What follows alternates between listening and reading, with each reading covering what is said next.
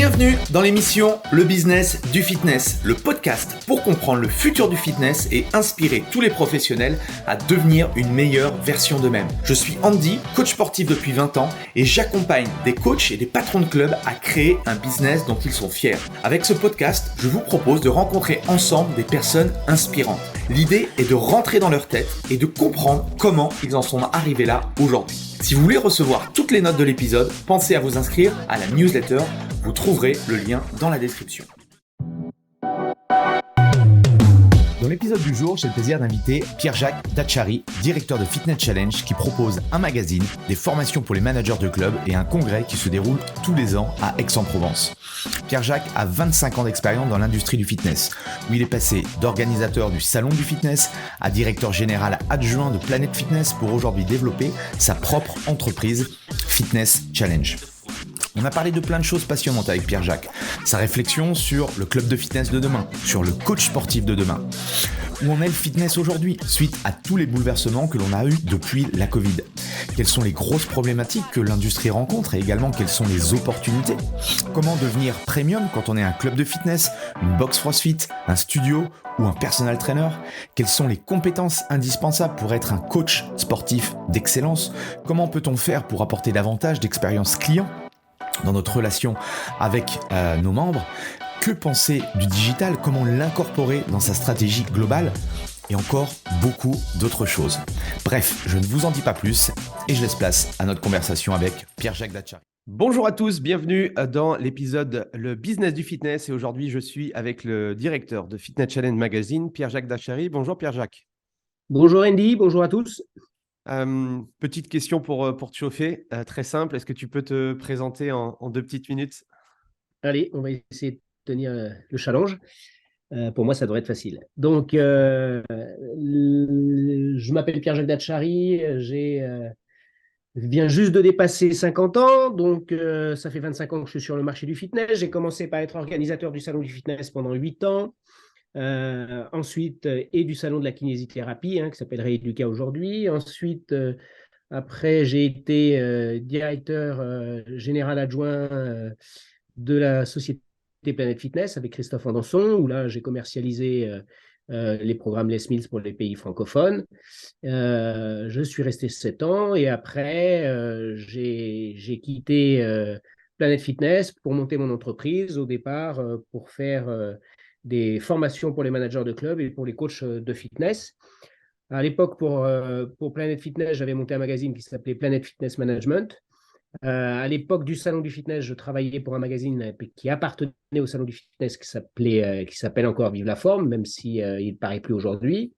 Et donc, fort de ce constat, une fois que j'avais monté ma société de formation, je me suis dit qu'il y avait la place aussi pour un magazine un peu neutre, un peu fédérateur, puisque celui de Vive la Forme, bon, il était celui du salon, pardon, Vive la Forme, il était plus là pour faire le lien entre les exposants pendant 2 éditions de salon, entre 2 éditions de salon. Et Planet Fitness Management, le magazine que j'avais lancé, c'était plutôt pour remplacer la newsletter Les Mills au départ. Et puis ensuite, le souci, c'est que c'était un peu pro et beaucoup Les Mills. Et équipement Les Mills, ce qui fait que les annonceurs ont préféré un support plus neutre et plus fédérateur où il n'y avait pas de chapelle. Et c'est comme ça que j'ai lancé Fitness Challenge magazine. Ça a plutôt bien fonctionné, non pas parce que je suis brillant, mais plus parce que la nature a horreur du vide et je pense qu'il y avait une place à prendre, tout simplement. Et puis, petit à petit, je me suis extrêmement imprégné du marché professionnel du fitness. Je faisais pas mal de congrès en Europe, en Allemagne, en Angleterre, 2-3 fois aux États-Unis, et je m'apercevais qu'on était toujours une vingtaine de managers de clubs et quelques équipementiers, mais pas plus. Et je ne comprenais pas pourquoi, parce que c'était vachement intéressant. Et puis, en réfléchissant, j'ai vite vu que c'était surtout une question de problème de langue, de la barrière de la langue, parce que tous ces congrès sont en anglais. Et beaucoup de managers de clubs ne parlaient pas anglais à l'époque. Et ensuite, une question évidemment aussi financière, puisque se déplacer 3-4 jours à l'étranger, ça coûte un petit billet forcément. Donc, j'ai relevé le challenge, si tu veux, d'importer ce genre de congrès en France. Et c'est comme ça que j'ai créé, il y a 9 ans, Fitness Challenge Congrès, donc, qui réunit au mois de juin entre 250 et 300 managers de club chaque année. La prochaine édition aura lieu le 15 et le 16 juin à Aix-en-Provence. Excellent, excellent. Et c'est quoi ta mission, là, ta mission aujourd'hui justement auprès du secteur du fitness? La mission, en ce qui me concerne moi, personnellement, Ouais, par rapport à justement à la écoute, création de c'est tout très ce que tu simple. as mis en Hein. place. Bon, écoute, c'est très simple, Andy. Moi, je suis un amoureux du sport, hein, de tous les sports. J'ai fait beaucoup de tennis, j'ai fait du rugby. Hein, Datchari, c'est basque, hein, donc j'ai joué au rugby. Ensuite, j'ai fait évidemment beaucoup de muscu, de la salle, des entraînements divers et variés quand j'étais à Paris, quand je bossais à Paris, parce que c'est quand même une activité physique relativement facile à faire et une des plus faciles à faire quand tu es à Paris, plutôt que de faire un tennis où il faut réserver, trouver un partenaire ou du rugby, je t'en parle pas. Mhm. Donc, j'ai fait pas mal de salles. Et en fait, moi, je crois beaucoup aux vertus du sport. Donc, il est certain que mon objectif, si tu veux, c'est très simple, c'est que j'ai 3 enfants, je vois quels sont leurs rapports avec l'activité physique, quels sont leurs rapports avec le sport. Et moi, je considère que c'est une des plus belles éducations d'arriver à éduquer ses enfants à faire du sport pour toute leur vie, puisque on sait maintenant tous les avantages liés à une activité physique régulière sur toutes les maladies cardiovasculaires, pas mal de cancers, sur les rémissions sur les cancers, sur la façon de se remettre de longues maladies ou de longues opérations. Donc, le sport, c'est quelque chose qui doit faire partie vraiment de notre univers. Et moi, ma mission, avec ma petite mission à mon échelle, avec ce que je fais avec les magazines, avec les congrès, bah, c'est d'aider un maximum les managers de clubs à réussir à avoir le plus de monde possible dans leur structure pour passer le plus rapidement possible maintenant, parce que je pense que c'est aussi un problème d'économie et financière, hein, d'une société curative à une société préventive. Mhm. Voilà, donc le sport, j'ai pour habitude à dire que c'est le premier antidépresseur naturel. Au lieu de manger des cachetons et de prendre des médocs, bah, il vaut mieux prendre une paire de baskets, aller se défouler, courir un peu, faire du vélo, s'aérer. Et donc, je crois profondément en ça. D'où le fitness s'inscrit du coup par rapport à cette problématique-là du coup. Exactement, exactement. Et avec un avantage pour le fitness, c'est que c'est aussi une activité qui permet, et ça je l'ai vu tout de suite quand je commençais à m'entraîner quand j'étais jeune, qui permet effectivement de travailler de façon extrêmement ciblée tous les groupes musculaires. Ce qui Mhm. n'est pas forcément le cas dans certains sports qui sont très souvent dissociés. Quand tu fais du foot, tu as les cuisses. Quand tu fais du vélo, c'est les cuisses. Quand tu fais du tennis, c'est côté droit ou côté gauche. Tu vois, il y a des asymétries très souvent, alors que là, non, pas du tout. Excellent. Et moi, ce que j'aime avec ton magazine ou quand je vais chaque année au congrès, justement, c'est cette recherche aussi de savoir un petit peu ce qui se passe en dehors de nos murs. Alors, au niveau national, c'est une chose, mais comme tu l'as dit, enfin, regarder un petit peu ce qui se fait au niveau européen, au niveau international. Euh, Toi, ta vision, du coup, parce que tu en parles beaucoup quand tu interviens dans des conférences, des congrès ou des choses comme ça, euh, on a eu une petite période là qui s'appelle le Covid avec les confinements. Est-ce que pour toi, il y a eu un gros bouleversement lié au fitness? Est-ce qu'il y a eu un avant et un après pour toi, que ce soit dans l'univers des clubs de fitness, mais de manière générale, que ce soit les clubs, que ce soit les coachs, est-ce qu'il y a eu un impact pour toi? Et si oui, lesquels? Bah, je vais te répondre très facilement.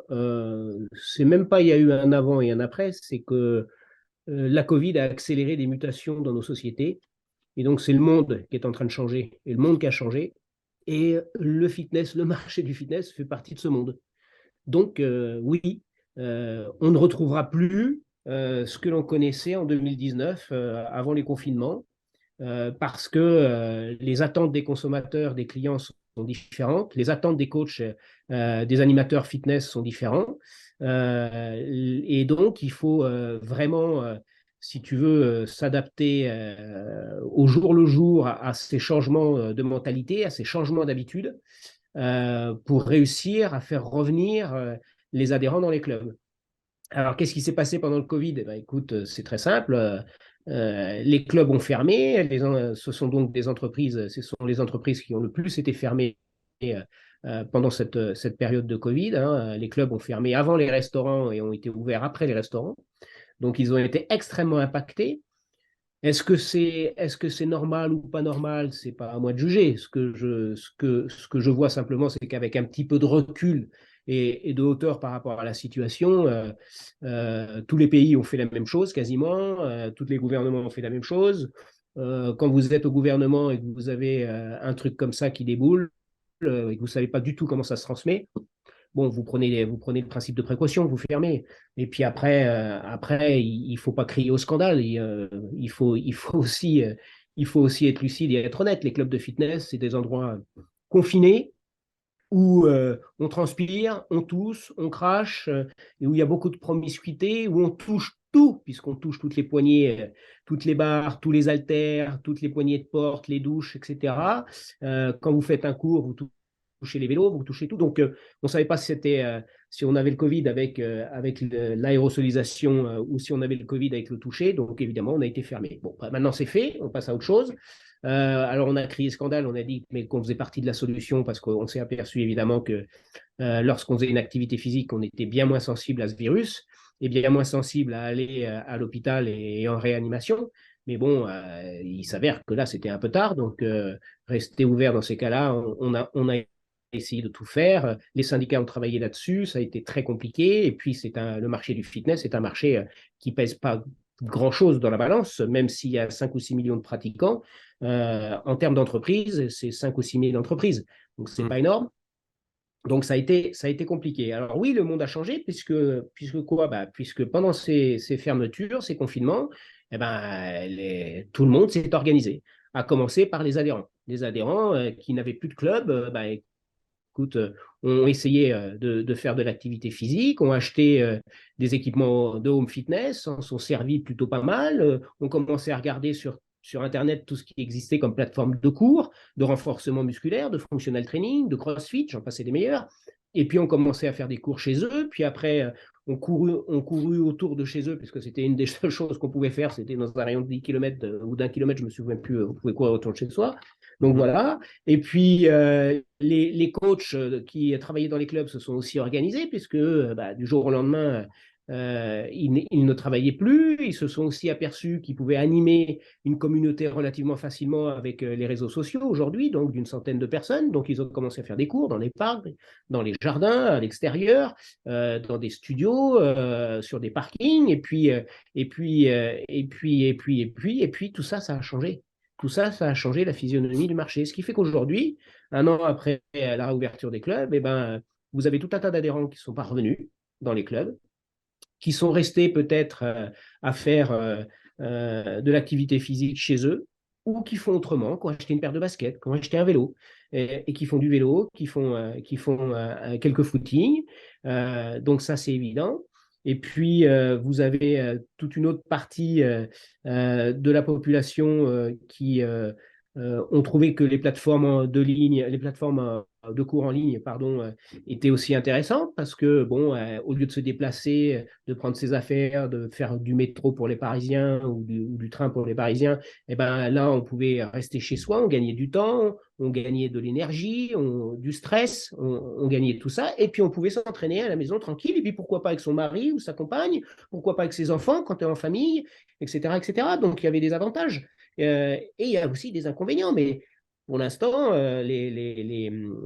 ces personnes qui utilisent ces plateformes y ont trouvé à un certain moment des bénéfices, ça c'est sûr. Alors, est-ce que ça va durer? Est-ce que ça dure encore? C'est difficile à dire. Ce qui est certain, c'est qu'aujourd'hui, il y a une perte de fréquentation dans les clubs de fitness d'environ 25 à 30% encore. Hein.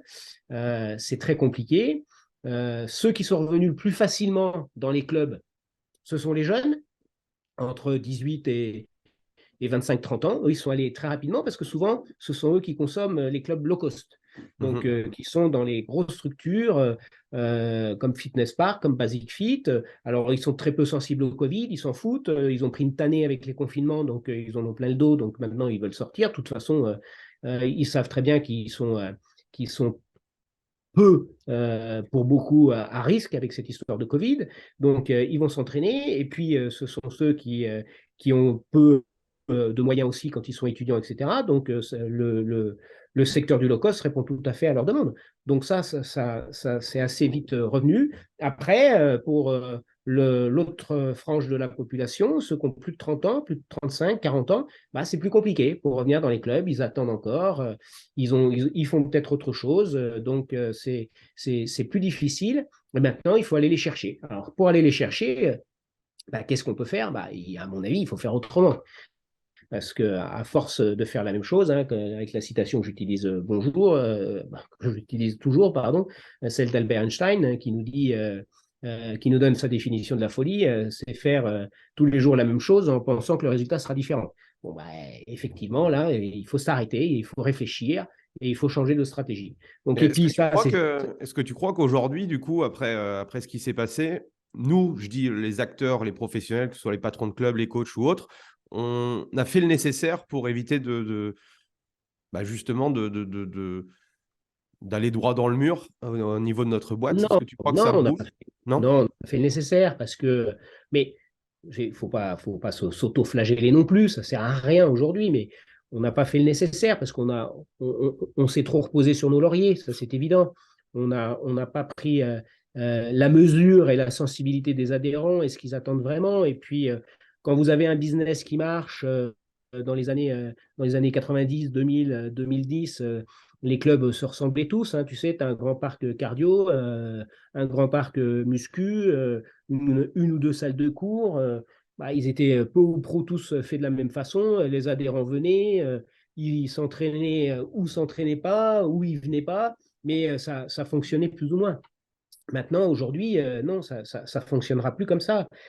Aujourd'hui, il va falloir vraiment s'occuper des adhérents, vraiment les accompagner pour qu'ils obtiennent des résultats parce que on a fait beaucoup de déçus, hein, sur ce marché du fitness avec des gens qui prenaient des abonnements mais qui ne venaient pas parce que personne ne les motivait, personne ne leur expliquait comment il fallait faire pour se motiver, personne ne les éduquait à l'activité physique parce que c'est une éducation. Quand vous ne faites pas de sport, vous n'en avez jamais fait, c'est une tannée d'aller dans un club de fitness. C'est une tannée de faire pec, biceps, cuisses, les trucs que connaissent par cœur les bodybuilders ou ceux qui sont Mhm. passionnés de muscu. C'est une tannée parce que c'est rébarbatif, c'est une tannée parce que c'est toujours la même chose. Et le fitness doit faire son autocritique, du moins pas le fitness, mais la muscu. La muscu doit faire son autocritique parce que bah, c'est pas fun. On n'arrive pas à rendre ça fun. C'est pas Mhm. quand on va faire une séance de musculation, de renforcement musculaire dans un club, bah, on fait pas une partie de tennis, on fait pas un match de rugby, on fait pas un match de foot. Donc c'est pas fun. Donc il faut avoir une certaine rigueur et une certaine force de caractère pour jour après jour aller s'entraîner. Donc ça c'est un problème. Donc il faut apporter du fun dans les entraînements, dans les Alors, salles c'est de. quoi les nouvelles tendances de demain? C'est quoi, sur quoi en fait aujourd'hui un propriétaire de club de fitness, de studio, de boxe ou autre doit se focaliser aujourd'hui? Bah, moi, je pense que c'est sur l'animation justement de tous ces cours, de tous ces espaces. Utiliser des équipements de gaming, parce qu'il y a tout un tas d'équipements qui sortent maintenant, qui sont beaucoup plus ludiques. Il y a des sociétés qui vendent des équipements de gaming qui fonctionnent très bien, qui permettent de faire des challenges interclubs, interpays, sur des compétitions de vélo, par exemple. Le vélo, je pense au vélo Espresso qui est vendu par la société E-Tech Fitness. Il y a Pemarsa aussi qui fait des concepts ludiques d'entraînement où on utilise aussi les neurosciences, hein, en même temps que l'activité physique. Donc, vous travaillez à la fois la tête et à la fois le physique. Donc, ça, je pense qu'il faut vraiment s'en occuper. Et puis, il faut surtout s'occuper de l'adhérent. Donc, surtout, bah, avoir des process qui permettent que quand il y a un nouveau client qui pousse la porte de vos clubs ou de vos box de CrossFit ou de vos studios yoga, bah, faire un bilan à l'instant T et puis réussir à avoir des points de contrôle et des points de rendez-vous pour voir l'évolution pendant la durée de son abonnement chez vous. Parce il vient chercher ça. Il vient chercher une forme de sérénité intellectuelle et de transformation physique. Et cette transformation physique, que ça soit prendre 3 kilos de muscle, que ça soit se tonifier, que ça soit perdre 3 kilos de graisse, que ça soit quoi que ce soit, quels que soient les objectifs, c'est très prenant pour la personne qui le fait. C'est pas simple parce que le physique a un impact énorme sur la psychologie de la personne et sur le psychisme. Donc, derrière, il y a peut-être énormément de frustration, il y a peut-être tout ça derrière ces poignées d'amour, derrière il y a peut-être un mal-être. Donc, en fait, on a une vraie mission quand on s'occupe des gens et quand on s'occupe du physique des gens et de la santé des gens. Ok. Donc, pour moi, il faut vraiment s'occuper des adhérents de manière holistique à 360 degrés. Et c'est là où, en plus, on a le plus de chance parce que de fidéliser la personne, parce que si la personne est contente et qu'on s'occupe d'elle au niveau de son entraînement, au niveau de sa nutrition, si on lui parle un petit peu de mind and body, si on lui parle un petit peu de récupération, si on lui parle un petit peu de mieux dormir, si on lui parle un petit peu de tout ça, et ben, forcément, la personne, elle va aller mieux. Et forcément, quand vous avez un client satisfait, c'est généralement un client fidèle. Et puis un client satisfait et fidèle, c'est généralement le meilleur communicant de votre salle. Donc, c'est lui qui va vous faire venir des nouveaux clients, lui qui va vous faire venir des adhérents. Donc, ça devient des ambassadeurs qui parlent de façon très positive de votre club, de ce que vous faites, de votre savoir-faire. Et quand vous êtes en province, dans des petites villes moyennes ou petites ou plus grosses, eh ben, le bouche à oreille, ça reste le moyen de communication le plus performant quand même. Mmh. Donc si je comprends bien, c'est mettre plus de relations, plus de liens, tout simplement avec nos membres, quoi.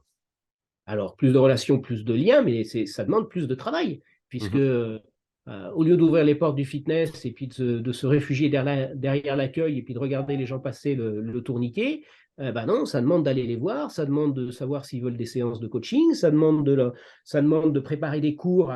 Les profs doivent préparer des cours pour animer le plateau cardio, pour animer le plateau muscu. Moi, il y a tout un tas de matériel. Pourquoi on ne fait pas des cours de 30 minutes, de 40 minutes le soir sur le plateau muscu en faisant un circuit? Pourquoi on ne fait pas des choses comme ça? C'est tellement facile à faire, c'est tellement l'essence même de notre métier pour que les gens s'emmerdent moins, pour que les gens soient un peu coachés et pour qu'ils soient motivés à revenir. Donc, Mais c'est ce qu'on faisait il y a 20 ans. Enfin, moi, oui, quand j'ai commencé, ouais, honnêtement, tout j'ai ce que connu tu ça dis aussi. là oui, tu vois, c'est ça qui est J'ai connu assez, ça, mais il y a plus maintenant. On délègue tout au digital. Le digital, c'est très bien, mais ça a ses limites. Et les mmh. gens, ils en ont plein le dos du digital aussi, parce que ça remplit notre quotidien, c'est partout, c'est prenant. Autour de nous, on n'a que ça. Donc, ils veulent aussi avoir par moment des vraies relations avec des humains qui prennent soin d'eux, qui leur demandent comment ça va, qui leur demandent s'ils ont mal à l'épaule, s'ils ont des pathologies ou s'ils ont mal au genou, qui leur dit bah, tu vas faire cet exercice différemment parce que tu as mal au genou. S'ils ont été opérés, s'ils ont eu un accident, s'ils sont blessés, tout ça, on peut toujours s'occuper des personnes et les entraîner, mais il n'y a que le coach qui peut faire ça. Donc, il faut vraiment avoir une relation la plus proche possible des clients et des adhérents. Puis c'est surtout, quand on est comme ça, quand on s'occupe d'eux vraiment de façon holistique à 360 degrés, c'est surtout les mettre dans une spirale complètement positive qui est celle de la motivation et du résultat. Si vous êtes motivé, si on arrive à motiver les adhérents, les clients, forcément, ils ont des résultats. Parce que quand ils sont motivés, ils s'appliquent, quand ils font les exercices, et ils viennent plus souvent. Et quand on leur dit qu'ils sont motivés, qu'on leur dit bah, tu manges un peu moins de sucre, tu manges un peu moins de sel, tu manges un peu moins de gras, tu manges un peu moins de pain, et tu fais un peu attention sans révolutionner leur quotidien, et ben, ils ont des résultats. Et puis des résultats de plus en plus vite. Alors si on les met à faire de l'entraînement et en plus qu'ils fassent un petit peu gaffe à ce qu'ils mangent, c'est sûr que là, ils vont avoir des résultats assez rapidement et assez bluffants. Donc si on fait ça, ils sont motivés. S'ils sont motivés, donc ils ont des résultats. Et plus ils ont de résultats, plus on revient au départ et plus ils sont motivés. Donc, Mmh. c'est une boucle sans fin. Donc, c'est comme ça. Et puis, pour ceux qui n'ont jamais connu l'activité physique, il faut les éduquer. C'est comme prendre un petit jus d'orange ou un verre d'eau ou un thé le matin. Il faut les éduquer. C'est pareil. Et ben, quand on se lève, généralement, on a besoin, après une nuit de sommeil, de se réhydrater. Il y a des gens qui boivent rien. Il y a des gens qui ne déjeunent pas alors qu'il faut boire parce qu'on a passé 8 heures sans rien boire.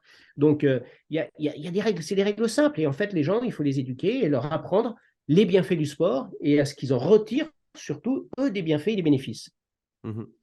Et tu parles souvent du mot premium et aujourd'hui, je pense que le mot premium est un peu galvaudé ou il est un peu mal utilisé. Pour toi, quelle est ta définition du premium et comment devenir premium si je suis un club de fitness, si je suis un studio de yoga, un studio de cycling, une box CrossFit? Alors, c'est compliqué. La question est compliquée, mais je vais tenter d'y répondre. Oui, premium, c'est premium. Un club premium, ben, c'est un club qui s'occupe vraiment de ses adhérents et qui ne ressemble pas à tous les clubs qui sont aujourd'hui sur le marché, on va dire le middle market. Hein, tous ces clubs qui sont à 29,90 ou un petit peu plus cher ou un petit peu moins cher, qui proposent tous la même chose, hein, du cardio, de la muscu, des cours digitaux en vidéo dans des salles aux heures creuses, de temps en temps quelques coachs, mais pas grand-chose de plus. La seule chose qui distingue une enseigne d'une autre, eh ben souvent c'est le code couleur, c'est le logo et c'est le nom, mais ils se ressemblent tous. Donc il faut sortir de cette masse-là, il faut sortir de ce positionnement-là, et il faut être de plus en plus on va dire, précis sur le positionnement. Et être premium, c'est choisir un positionnement. Si vous faites du boutique gym, bah, vous faites du boutique gym, vous avez que des cours coachés à 15-20 maximum, et vous ne bougez pas de ça. Et donc là, c'est du premium parce que vous suivez les gens, parce que c'est plus cher. Vous ne vendez plus à 29,90, mais vous vendez peut-être à 60, 70, 80, mais les gens, ils ont des résultats. Et les gens, ils sont prêts à payer à une seule condition, c'est qu'ils aient des résultats. On ne veut pas payer pour un truc qui n'existe pas ou pour un mensonge. Ce qu'on veut, c'est des résultats. Donc, après, il existe autant de fitness qu'il existe de typologie d'adhérents. Donc, ceux qui n'ont pas trop de sous, qui veulent être libres, eh ben, il y a tous les clubs low cost, et ils sont libres, ils vont s'entraîner quand ils veulent de 6h à 23h. Ceux qui veulent être motivés, ben, il faut aller dans un club où vous êtes encadré, où vous êtes sûr que vous allez avoir des points de rencontre pour voir l'évolution de vos entraînements, l'évolution de votre parcours au sein du club. Et puis, ceux qui veulent être vraiment coucounés, privilégiés, bah, eux, ils vont essayer de faire du personnel training un maximum avec un coach, donc à chaque séance, pour avoir des entraînements adaptés, pour avoir vraiment quelqu'un qui s'occupe d'eux et puis être sûr d'être dans une situation positive de résultats et non pas en situation d'échec, comme souvent dans les clubs de fitness où vous venez, où on ne s'occupe pas de vous, alors vous faites un peu de vélo, un peu de machin au début, puis vous faites 2-3 machines, vous ne savez pas trop à quoi ça sert, vous le faites plus ou moins mal, et puis vous faites ça 3-4 fois, puis après vous n'est plus. Donc, vous êtes en situation d'échec parce que vous avez l'impression de. Et puis, vous continuez à payer, vous dites, bah, j'y retournerai peut-être le mois prochain, le mois d'après, etc., etc. Et rien ne se passe. Donc, du coup, quand vous réagissez, quand vous voyez tout ça, bah, vous résiliez votre abonnement. Et pour le coup, là, c'est quelqu'un qu'on a vraiment perdu sur le marché du fitness parce qu'il a l'impression qu'on ne s'est pas occupé de lui. Donc, c'est ça, premium. Premium, c'est s'occuper des gens. Est-ce qu'on peut faire du premium si on a 1000, 2000, 5000 adhérents? Ah, c'est compliqué.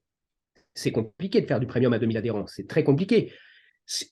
Le premium, c'est tout. C'est à la fois s'occuper de la personne, mais c'est aussi la structure.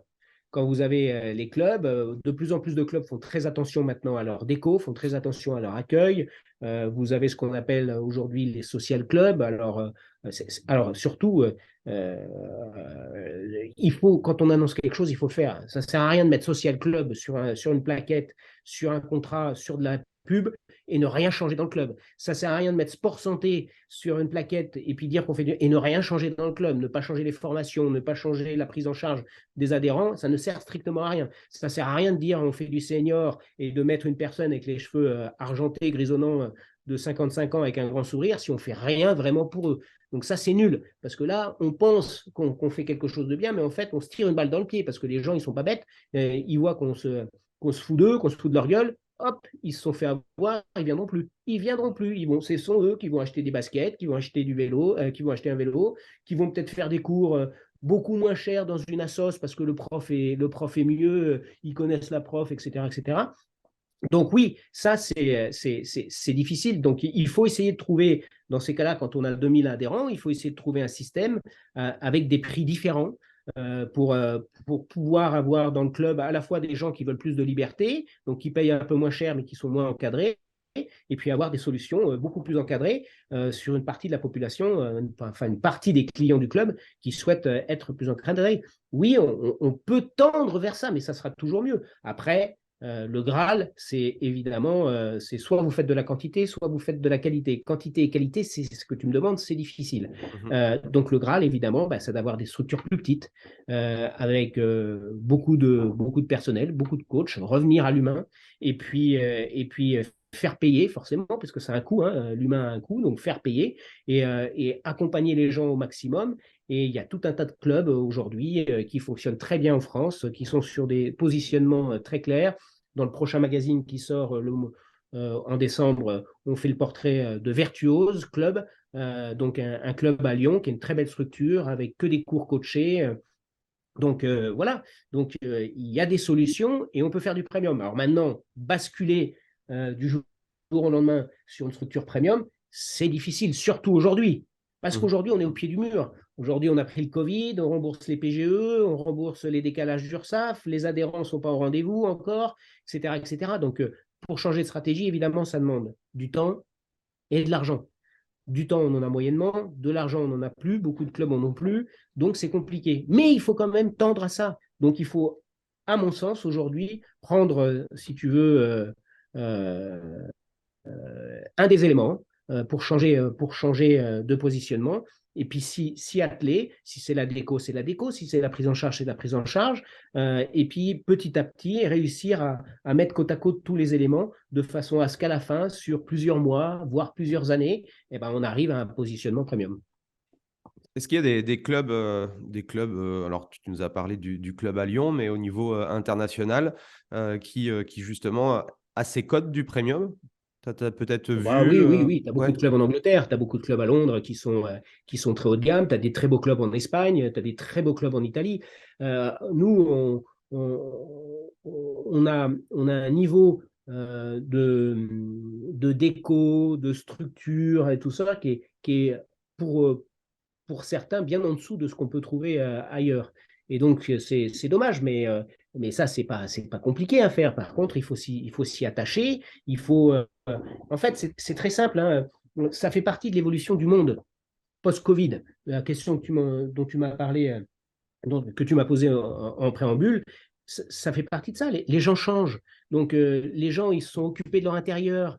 Pendant le Covid, ils ont créé des espaces pour pouvoir travailler. Ça n'existait pas avant, parce que le télétravail, on en parlait comme ça, mais ça concernait très peu de monde. Maintenant, ça concerne tout le monde. Maintenant, il n'y a pas un jeune qui vient à un contrat, un entretien d'embauche sans demander combien il y a de jours de télétravail. Donc, c'est bien que ça révolutionne le monde. Et ça révolutionne le marché du fitness, parce que tous les clubs de fitness qui se sont mis dans des zones de bureaux, par exemple à La Défense ou dans les grosses villes, là où il y a beaucoup de bureaux, quand tu as 2 jours de télétravail par semaine, ça fait 40% de moins de trajets domicile-travail, travail-domicile. 40% de moins de trajets. Donc, ça veut dire qu'il y a 40% de moins de personnes qui se retrouvent dans les bureaux. Donc, si le club, forcément, mécaniquement, il prend 40% de la tête, parce que, bon, normalement, ça marche comme ça. Donc, ça a beaucoup révolutionné le marché du fitness. Repose-moi ta question, parce que j'ai oublié, je suis parti sur autre chose. Non, c'était par rapport justement à si tu connaissais des marques dans le monde qui étaient premium et qui pouvaient justement inspirer des Oui, alors ça, patrons de clubs ou des… oui, alors ça, je t'ai répondu. Donc oui, donc c'était ça, j'avais perdu le fil. Donc il faut s'occuper des clubs. Je te parlais de la maison, je te parlais du Covid. Donc les gens sont bien chez eux.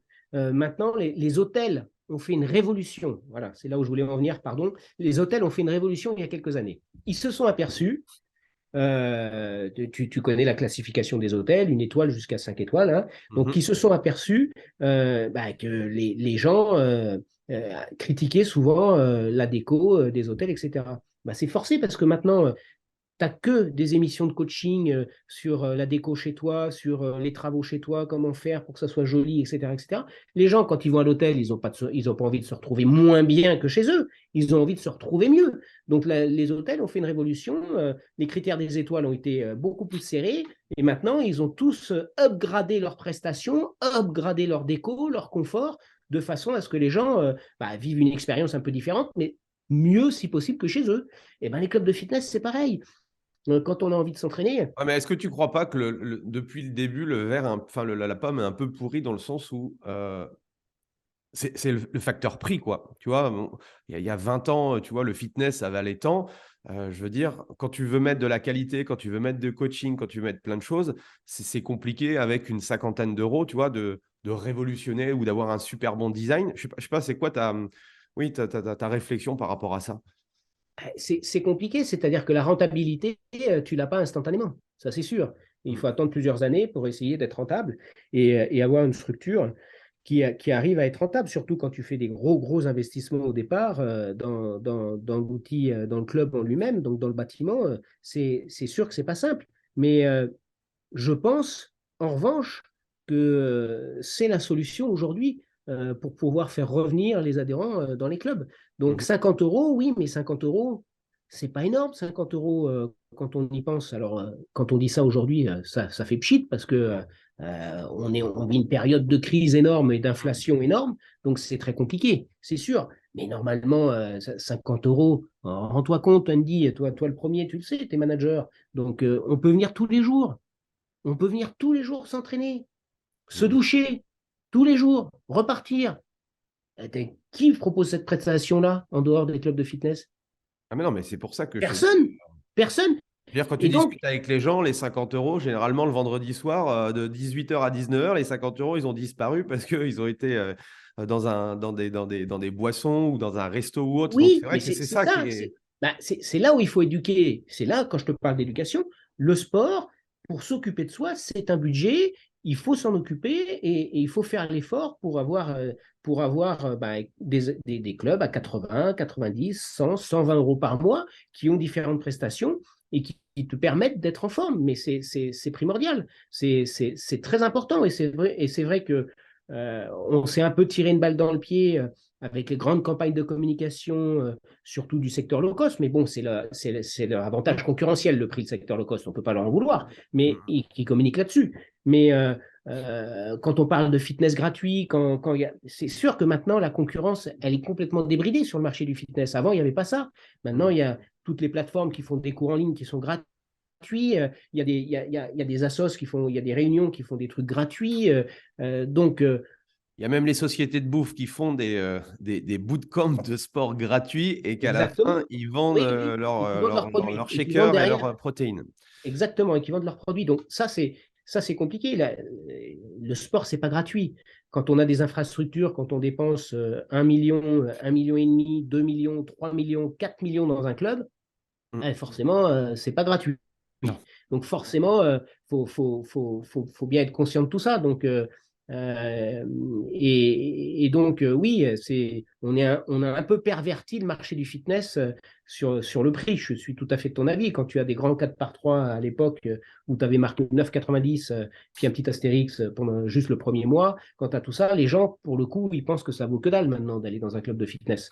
Alors que pour que dalle, si ça vaut que dalle, tu as juste accès en fait, hein, à ce prix-là, c'est des loueurs de matériel. Hein. Tu as accès à du matériel, à des équipements en grand nombre, alignés les uns à côté des autres, tac, tac, tac, tac, et tu fais ton entraînement, tu t'en vas, mais tu n'as pas de service. Et du coup, je rebondis sur ça, c'est une bonne transition. Moi, je crois beaucoup dans notre secteur au coaching, coaching sportif, au personal training, qui prend aujourd'hui plusieurs formes. Quelle est toi ta vision de ça? Qu'est-ce que tu peux voir aussi à l'étranger, de manière internationale? Est-ce que ça va se développer? Moi, je le vois de plus en plus que l'individualisation, le one-to-one, c'est en train je le vois dans ma structure, les gens sont très, très demandeurs. C'est quoi, toi, ta vision de la chose par rapport à ça? Moi, je pense que c'est un des leviers principal que l'on peut utiliser justement pour tirer le marché vers le premium et vers l'accompagnement des clients. Euh, on est en France extrêmement en retard sur l'utilisation du personnel training dans les clubs. Extrêmement en retard par rapport à des pays comme l'Angleterre, comme l'Allemagne, comme l'Espagne. Il y a des structures en Angleterre, il y a des... Alors évidemment, je parle aussi de ce que je connais, des structures en Nouvelle-Zélande, puisque j'ai eu la chance d'aller plusieurs fois en Nouvelle-Zélande avec les Mills. Mhm. Donc, il y a des clubs là-bas où il y a énormément de personnel traîneurs et où il y a beaucoup de gens qui utilisent les services des personnel traîneurs. Mais c'est leur culture. Nous, on a cette culture du sport gratuit avec les fédérations. On paye 100 balles et puis on peut faire du foot pendant un an. En ayant une licence, on paye 100 balles, on peut faire tout un tas de choses. Mais non, le sport, il n'est pas gratuit. Le sport, il n'est pas gratuit. Toutes les infrastructures coûtent cher. Donc, moi, je pense que il y a le ski du coup training, qui contrebalance du coup tout cet univers de l'association. Ou comment le ski avec comment j'arrive, c'est pas des coachs, mais ceux qui donnent moniteur. les moniteurs de ski et tout. Voilà, ça c'est un modèle de business qui est différent effectivement des assos, comme tu peux dire, de foot ou autre. Je pense qu'il faudrait plus se Bien sûr, calquer sur ce modèle-là que exactement. ce modèle d'assos, quoi. Et le ski, c'est cher, je suis désolé, mais le ski, c'est Mmh. cher, c'est très cher. C'est un des sports, c'est l'activité physique ou un sport, comme on veut, mais qui est le plus cher. Hein, entre les équipements, le prix de location quand on veut aller au ski, le prix des forfaits, etc., c'est très, très cher. Et pourtant, les gens, ils prennent encore des moniteurs. Ils prennent Oui, parce encore des que j'y moniteurs vais de tous ski. les ans, je peux te dire que je trouve qu'il y a du monde. Il y a Ah, du mais ils monde. prennent des moniteurs. Moi, je sais très bien que si tu t'y prends pas à l'avance et que tu as des enfants, bah, tu n'as pas de place pour les cours. Et si Mmh. tu veux un moniteur que tu arrives à l'arrache une semaine au ski et que tu arrives et tu dis tiens, je ferais bien une après-midi avec un prof, bah, si c'était pendant les vacances scolaires, bonjour pour essayer d'avoir un prof. Donc, non, non, c'est vers ça qu'il faut tendre. Alors, il faut tendre vers ça. Et j'en profite pour passer un message. Les coachs et les clubs ne sont pas concurrents. Ils ne sont pas concurrents. On a besoin les uns des autres. Donc, souvent, il y a des coachs qui se mettent à leur compte et qui ne veulent plus entendre parler des clubs parce qu'ils ont eu, forcément, quand ils étaient salariés ou non, et ils ont eu une mauvaise expérience, etc. Mais quand vous animez une population de 50, 100 personnes et que vous êtes coach et que vous faites des entraînements à l'extérieur, c'est bien aussi de pouvoir varier et d'amener ses adhérents dans un club pour s'entraîner dans un club où là, il y a pléthore d'équipements. Parce que de toute façon, le coach, il ne va pas investir dans 50 machines cardio, dans 50 machines muscu. Donc sinon, il monte une salle. Donc Mmh. c'est pas la peine. Donc par contre, il faut s'appuyer sur les clubs, il faut s'appuyer sur les équipements des clubs. Et pour répondre à ta question, le personnel training doit considérablement évoluer, c'est-à-dire on doit être en capacité d'arriver à vendre de plus en plus de personnel training dans les structures, parce qu'effectivement, c'est un des meilleurs moyens d'avoir des résultats et d'obtenir et de satisfaire tout le monde, de satisfaire l'adhérent, de satisfaire bien évidemment l'adhérent, le client, de satisfaire le coach, de satisfaire le club. Donc c'est très important. Le Graal, le Saint Graal et le luxe étant, si tu veux, en termes de fitness, le personal training à domicile. Après, tu as des gens qui ne veulent pas se mélanger, qui ont des moyens financiers, qui veulent avoir leur prof, qui viennent à telle heure tous les jours pour faire leur entraînement, etc. Bon, tout le monde n'a pas ces moyens-là. Donc, après, on peut pallier à ça dans les clubs, on peut commencer à pallier à ça dans les clubs en proposant des solutions à 2 ou à 3, parce qu'un coach est tout à fait en capacité d'entraîner 2 ou 3 personnes en même temps. On peut aussi pallier encore un peu plus avec du small group training, en se disant, bon, on fait des cours de functional training, de cross training à 8, par exemple, mais tout le monde paye un peu pour avoir ses cours à 8 parce que c'est des cours coachés, et donc on peut s'y retrouver. Il faut aller c'est vraiment dans le sens où il faut aller, à mon avis. Oui, moi, je leur dis souvent aux coachs quand je les accompagne que le plus facile pour moi, si je devais redémarrer de zéro mon métier, j'irais dans un club de fitness parce que forcément, il y a une population qui est, alors pas tous, hein, et 100% des gens d'un club ne vont pas prendre du personal training, mais en tout cas, il y a une probabilité que si on fait bien notre travail et qu'on met un peu le marketing qui va avec, je pense que c'est assez facile en fait de commencer à développer du personal training. Alors, Et c'est facile, oui, c'est assez facile, mais tu me tends une perche et je vais en profiter pour la saisir, à condition d'être formé, à condition que les coachs soient formés et soient des bons profs. Parce que je vois trop de coachs qui ne sont pas formés, je vois trop de coachs. C'est pas parce qu'on a fait un BPGEPS qu'on est coach. Hein. C'est comme le permis de c'est quoi un bon conduire. coach pour toi?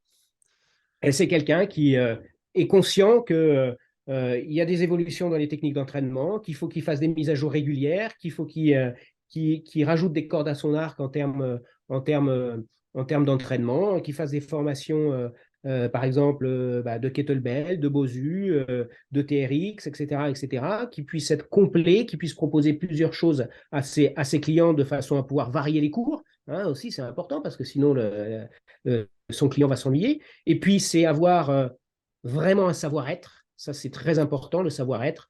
Avoir une distance par rapport au client, ne pas lui taper dans le dos, ne pas le tutoyer, demander si on peut le tutoyer, etc. Quand au bout d'un moment, effectivement, on a tissé des liens, on a créé des liens avec cette personne sur plusieurs mois, évidemment, il y a une sorte de complicité qui se crée et d'empathie. C'est surtout l'écoute aussi pour le coach. Il faut qu'il soit en capacité d'écoute. Et ça, écouter, c'est difficile. Donc, on peut entendre, mais on peut ne pas écouter. Donc, il faut écouter ce que dit le client, écouter ses retours, écouter son état de morale à l'instant T quand on va venir l'entraîner. Est-ce qu'il est en bonne forme? Est-ce qu'il a envie? Est-ce qu'il n'a pas envie? Est-ce qu'il a l'air fatigué? Est-ce qu'il a fait la fête la veille? Etc. etc. Donc, c'est ça un bon coach. C'est vraiment avoir de l'empathie, se mettre à la place de l'autre aussi, parce que l'empathie, c'est ça, hein, c'est se mettre à la place de l'autre. Donc, c'est prendre ses chaussures et se mettre à la place de l'autre et se dire, ah ouais, putain, si j'étais comme lui, fatigué, machin, tout ça, peut-être que je ne ferais pas ça, tout ça. Donc, c'est ça. Et puis, c'est revenir à l'essence même du métier, c'est avoir des vraies relations. Hein. Un coach sportif, c'est très impliquant, hein, comme je l'ai dit tout à l'heure, derrière le corps, derrière l'entraînement. Il y a peut-être des fêlures, il y a peut-être tout un tas de choses psychologiques. Donc, il faut être vrai, quoi. Il ne faut pas faire du fake. C'est ça pour moi être coach. Et puis être formé, toujours se reformer, parce que les choses, on les apprend, on les oublie. Donc c'est comme ça qu'en plus, entre coachs, qui feront la différence les uns avec les autres. Alors moi, j'étais partisan à une époque, mais je ne perds pas espoir. J'aurais aimé qu'il y ait des niveaux comme en CrossFit, level 1, level 2, etc., pour les coachs, parce que comme ça, c'est lisible pour tout le monde. C'est lisible pour le coach, il sait ce qu'il a fait comme formation, quel diplôme, BPGEP, STAPS, etc., etc. Il sait ce qu'il a fait. C'est lisible pour l'employeur, le club éventuellement qui va l'employer. Si c'est level 1, level 2, level 3, il sait à quoi ça correspond, ces diplômes. Et puis, c'est lisible pour le client. Si le client il a juste envie d'avoir des petits entraînements et pas forcément des techniciens, il peut se contenter d'un coach level 1 qui fera très bien son boulot. Et s'il veut aller un peu plus poussé, préparer des choses un peu plus complexes, des marathons, des triathlons, des choses comme ça, et qu'il veut avoir des spécialistes, il peut se tourner vers des coachs qui seront plus diplômés, qui assureront une formation continue, qui auront plus de bouteilles, plus d'expérience. Et donc ça, moi, je pense que ça serait très bien si on pouvait tendre à avoir ce genre de classification des coachs. Ok. Ouais, je pense que ouais, je pense que c'est assez difficile, ou ça sera assez difficile à mettre en place. Enfin, sur Oui, quoi c'est difficile. se juger pour avoir la première étoile ou la cinquième étoile, c'est toujours Oui, c'est compliqué. difficile. Il faudrait trouver une instance qui soit irréprochable et qui puisse valider les acquis du coach pour savoir effectivement s'il est 1, 2, 3 ou 4 étoiles. C'est pas simple. Mais ça serait bien. Et puis ça permettrait d'être lisible en termes de tarifs aussi. Parce que maintenant, les tarifs de personal training, tu as tout et n'importe quoi. Donc, tu as des gens qui font du personal training à 20 euros, à 15 euros, et tu en as qui font du personal training à Paris à 120 balles. Donc, c'est Moi, quoi je la dirais différence? ceux qui vendent à 120 et qui arrivent à vendre, félicitations à eux, quoi, tu vois. Oui, oui, bien sûr. Oui. Et ceux qui vendent à 20, de toute façon, ils resteront pas longtemps sur le marché, où ça va être très compliqué pour eux. Oui, Et, alors s'ils font, voilà, ou alors ils feront juste ça un petit peu en complément d'une activité de salarié dans un club ou autre, quoi. et alors, toi, tu as ta casquette de pro parce que tu rencontres beaucoup de professionnels. Tu as aussi ta casquette de consommateur parce que toi aussi, tu es également client dans les Ouais, clubs. C'est quoi ouais. ta vision du terrain que toi, tu vis en tant que client? Parce que je trouve que la difficulté quand on est un professionnel et quand on a la tête dans le guidon dans son activité, du coup, c'est assez difficile, surtout si on n'a jamais été consommateur de club en tant que client, d'avoir la vraie vision du client. C'est quoi ta vision à toi en tant que consommateur de fitness Tu aujourd'hui? sais, je tourne dans beaucoup de clubs, je vois beaucoup de choses, des petites, des grosses structures, un peu tous les business models. Ouais, Euh, c'est quoi les trois trucs là, Moi, ce qui me frappe, sans donner de nom, mais les oh, non, trois mais ce qui trucs me frappe, qui te choquent, qui te choquent. ouais, ce qui me frappe, c'est il n'y a pas d'ambiance. Il n'y a pas de patate souvent dans des clubs. Il n'y a pas d'ambiance, il n'y a pas de patate. Ça me frappe un peu. Quand on Là, arrive, tu parles de structures, des Globo-Gym, enfin des structures commerciales, des clubs de fitness ouais, généralistes ou tu club vas de dans. fitness Oui, ok. généraliste. Ok. Club de fitness généraliste, quand tu pousses les portes d'un club de fitness généraliste, souvent, tu n'as pas d'ambiance. Donc, si toi, tu n'as pas super. Si Et si quand t'es tu pas parles super. d'ambiance, pour toi, ce serait quoi alors? Un truc, enfin un club où tu aurais de l'ambiance, ce serait quoi, toi? C'est quoi ta vision du truc?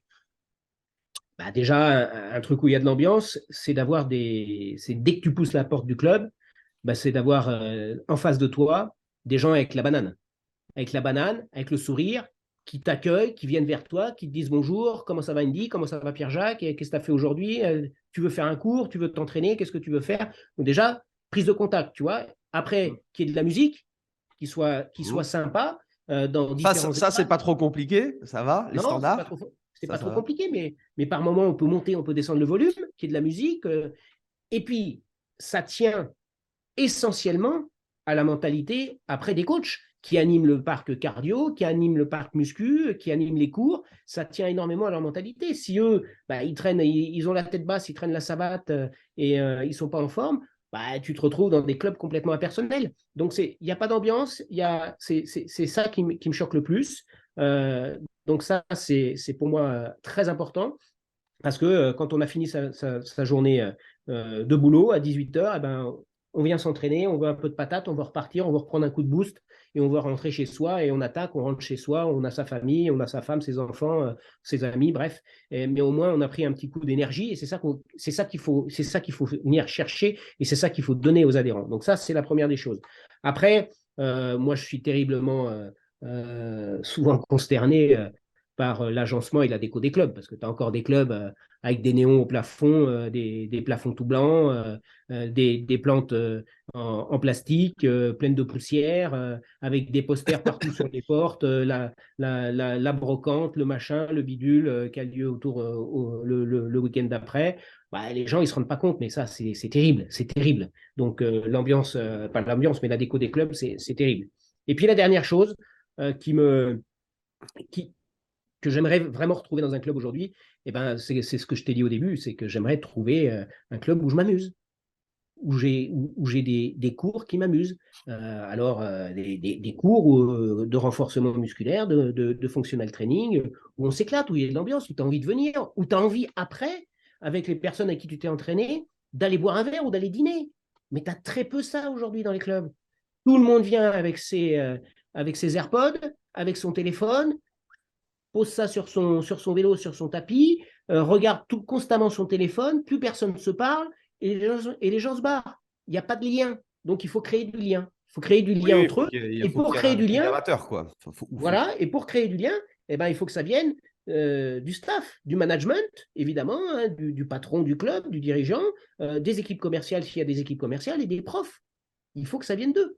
Il faut Mhm. créer du lien. Voilà, il faut qu'on soit un vrai club, qu'on ait plaisir, tu vois. Pour moi, comme le club à l'anglaise, moi j'utilise souvent cette expression, il faut qu'on ait plaisir à venir dans un club de fitness. Si c'est un social club, tu sais, avec des beaux canapés, des tables où tu peux prendre ton ordi, travailler un peu, où tu peux manger du snacking un peu entre midi et deux ou le soir, etc., etc.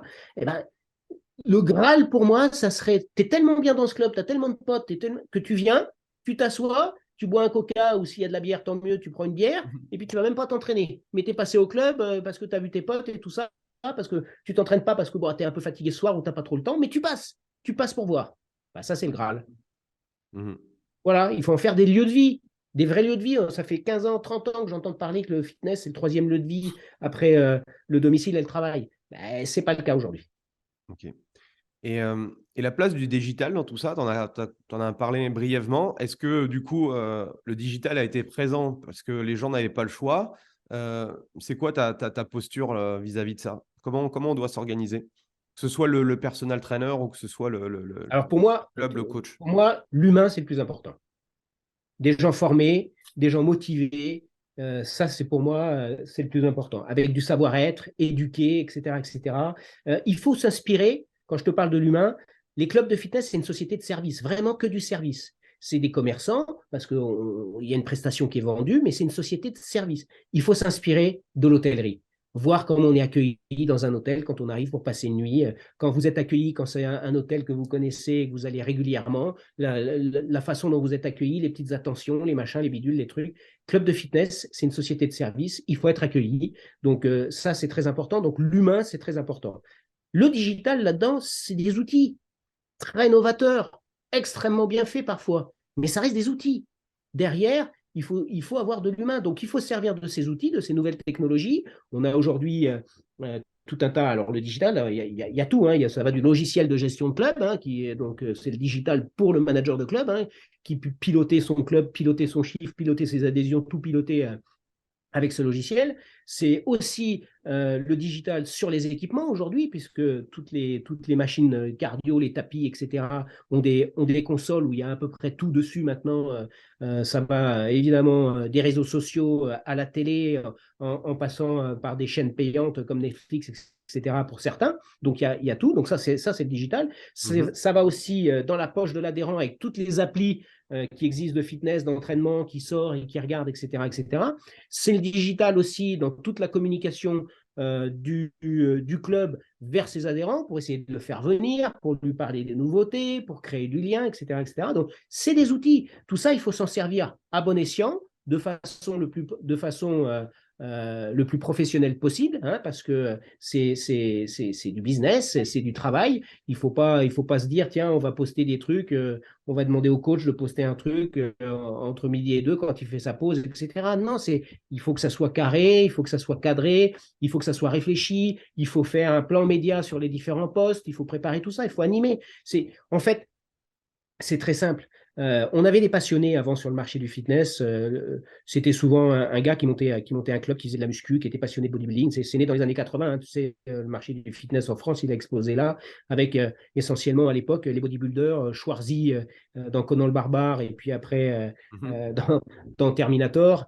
Donc c'était vraiment ça. Et puis madame, souvent, elle voulait faire des cours, donc elle s'était mise à faire des cours, une petite salle de cours, elle faisait des cours d'aérobic. Et puis c'était Véronique et Davina qui a explosé les cours ensuite, hein, et qui ont démocratisé les cours.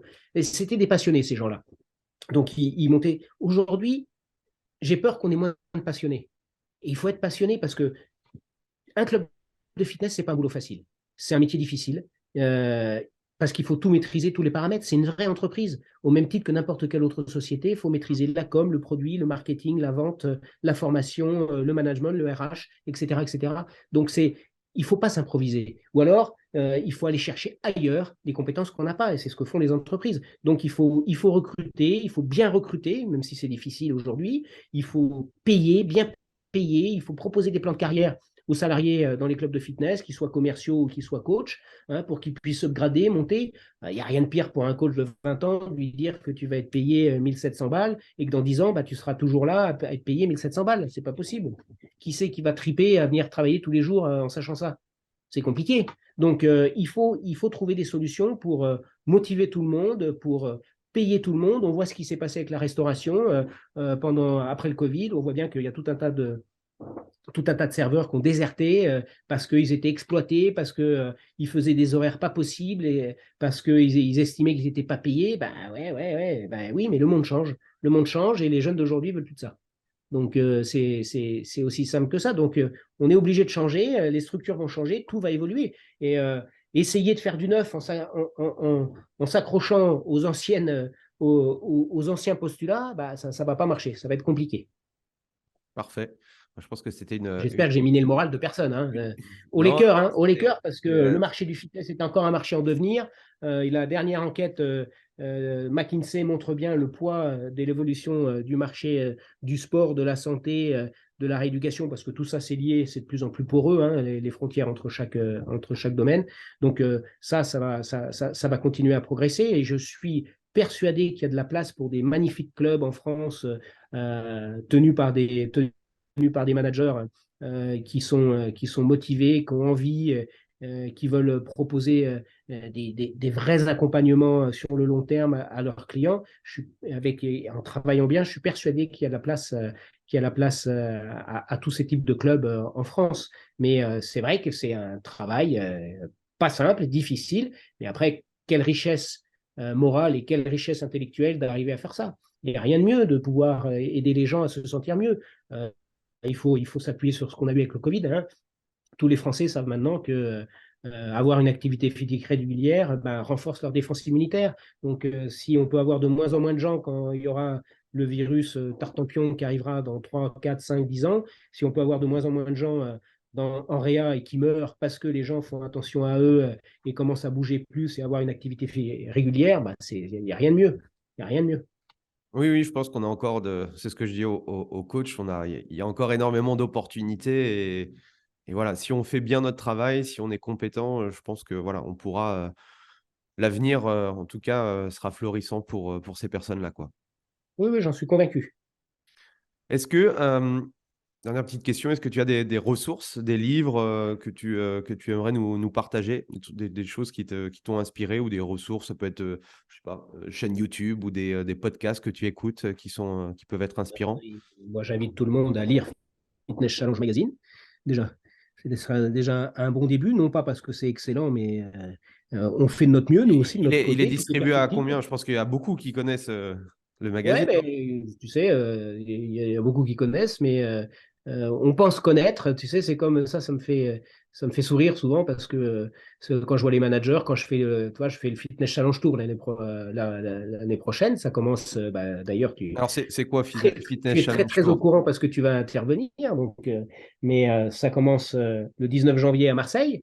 J'y vais avec 10 partenaires, 10 équipementiers du marché du fitness, 10 équipementiers professionnels. On va à la rencontre des managers de clubs. C'est sur une journée. Il y a 3 interventions métiers, dont une sur le personnel training que tu vas réaliser, une sur la fidélisation que je vais faire et une sur la vente qui sera faite par Julie Bord. Donc, il y a vraiment, c'est vraiment la volonté d'aller voir les managers de club, de leur proposer des solutions, d'essayer un petit peu de les perturber dans leurs croyances pour qu'ils réfléchissent et qu'ils choisissent les bons positionnements, les bonnes stratégies pour être sûr de pouvoir développer leur business. Donc ça, c'est important et on est appuyé par les 10 partenaires qui vont proposer leurs innovations, leurs solutions pour essayer d'être un peu différents, pour essayer de faire monter le panier moyen, pour essayer d'avoir des positionnements un peu différents, pour pouvoir se démarquer et avoir un territoire un peu propre et proposer des choses qu'on ne va pas trouver partout ailleurs. Donc, et quand je te dis ça me fait sourire parce que quand j'ai des managers de club, je leur dis vous avez rendez-vous, il faut aller voir Matrix, il faut aller voir Technogym ou eGym ou je ne sais pas quoi, ou les logiciels. Ah ben non, mais je les connais, je les connais. Mais non, tu ne les connais pas. Mais si, je les ai vus il y a 2 ans au salon. Je dis, mais il y a 2 ans au salon du fitness. Il y a 2 ans au salon du fitness, mais depuis, tu ne sais pas ce qu'ils ont fait. Tu ne sais pas tout ce qui a changé, toute la technologie qu'ils ont mis en place, les nouveaux circuits. Et puis c'est pareil pour les logiciels. Tu dis, ah oui, mais j'avais vu Heights ou Reza il y a 3 ans. Mais oui, mais depuis 3 ans, ça n'a cessé d'évoluer. Donc allez voir, il faut se tenir Oui, vraiment ce qu'on informé. oublie, c'est que, bah, en fait, ça évolue et tous les Mais fournisseurs, terriblement, tout évolue. il y a trop de managers de clubs qui ne quittent pas leur club. Il y a trop de managers de clubs. Ils sont seuls, c'est difficile, hein. Quand on est chef d'entreprise et qu'on est seul, c'est difficile. Mais ils pensent savoir, ils pensent connaître. Souvent, ils considèrent que leurs 5-6 concurrents autour d'eux, ils maîtrisent tout le marché. Mais non, il y a plein d'autres choses qui existent ailleurs en France. Il y a plein d'autres choses qui existent à l'international. Et il faut venir s'enrichir de tout ça. Et quand on est patron manager d'un club de fitness et qu'on gère différentes structures ou de box CrossFit ou de studio yoga, il faut se tenir informé, il faut pouvoir évoluer parce que aujourd'hui, avec la transformation de nos sociétés, on est de plus en plus à la tête d'entreprises mutantes qui vont à chaque fois évoluer avec les gens, avec les mentalités, avec le temps. Donc, il ne faut pas rester figé sur des business models parce que ces business models qui sont figés vont être très, très vite has-been. Donc, il faut s'enrichir de tout ça et il faut toujours se tenir informé. Ça, c'est pour moi fondamental. C'est une obligation de tout chef d'entreprise et en l'occurrence de tout manager de club de se tenir informé de l'évolution du marché, l'évolution de la consommation du fitness, comment les gens voient le fitness, etc. etc. Parfait. Eh ben, je pense on va finir par ça parce que c'était un beau message de fin. En tout cas, merci de ton partage. T'en Je pense prie. que pour ceux qui ont écouté, ça doit commencer à fuser. En tout cas, c'était l'objectif. Au niveau des consciences, élever les consciences, changer. Je pense que le meilleur moyen justement d'avancer dans son business, c'est de changer des choses, de tester des choses Et puis au fur et à mesure, on trouvera bien quelque chose qui va plaire à nos clients. J'ai bien aimé moi le côté, enfin moi ça me parle beaucoup le côté premium, forcément le personal training. Je pense qu'en fonction du business model de chacun et en fonction aussi de la sensibilité des uns et des autres, je pense que voilà, chacun peut trouver un positionnement qui lui est propre. Et comme tu le disais avant, l'idée, c'est pas de ressembler à son concurrent, mais c'est essayer d'avoir sa propre expérience client. Et c'est ça que aujourd'hui, le client vient chercher dans les clubs, quoi. Ouais, il ne faut pas oublier deux choses. La première, c'est qui trop embrasse mal étreint. On ne peut pas satisfaire tout le monde. Donc, quand on a un positionnement très précis, par contre, on devient expert dans son domaine. Et donc, les gens vont venir vous chercher pour cette expertise. Si on veut vendre à tout le monde, comme les clubs de fitness, si on beaucoup de clubs de fitness, eh ben, tout compte fait, on perd beaucoup de monde parce que les gens ne s'y retrouvent pas, parce que le positionnement est trop flou. Donc, qui trop embrasse mal les trains. Et puis ensuite, pour tous les coachs qui nous écoutent ou les managers de clubs qui peuvent nous écouter, haut les cœurs, parce que transformer la vie des gens, c'est quand même un super business. Et c'est ce qu'on fait par l'intermédiaire de l'activité physique, puisque encore une fois, derrière, eh ben, je vous dis, derrière le corps et derrière tout ça, il y a la psyché, il y a le moral des gens, et transformer la vie des gens, c'est quand même super. Merci Pierre-Jacques, merci tout le monde. Pensez à mettre un 5 étoiles sur votre application préférée. Un petit commentaire fait toujours plaisir. Et puis, on se retrouve la semaine prochaine avec un nouvel événement. Merci beaucoup. Merci Pierre-Jacques. Merci, au revoir. Voilà, c'est fini pour aujourd'hui. J'espère que l'épisode vous a plu. Merci d'avoir passé ce moment en ma compagnie. Deux petites choses avant de vous quitter. Si vous cherchez les notes de l'épisode ou que vous voulez tout simplement me contacter personnellement, allez sur mon site andypoiron.com. Donc tout attaché, www.andypoiron.com. Vous trouverez toutes les informations nécessaires. Et dernière chose, et c'est la plus importante pour moi, si vous voulez m'aider à promouvoir ce podcast, eh bien vous mettez un avis 5 étoiles sur Apple Podcast. Si vous regardez cet épisode sur YouTube, eh bien pensez à liker et à vous abonner à ma chaîne YouTube et pensez à en parler autour de vous, pensez à en parler à vos amis ou à vos collègues dans le fitness. Ça permettra véritablement à ce podcast d'avoir beaucoup plus de visibilité. Voilà, en tout cas, merci, à très vite pour le prochain épisode.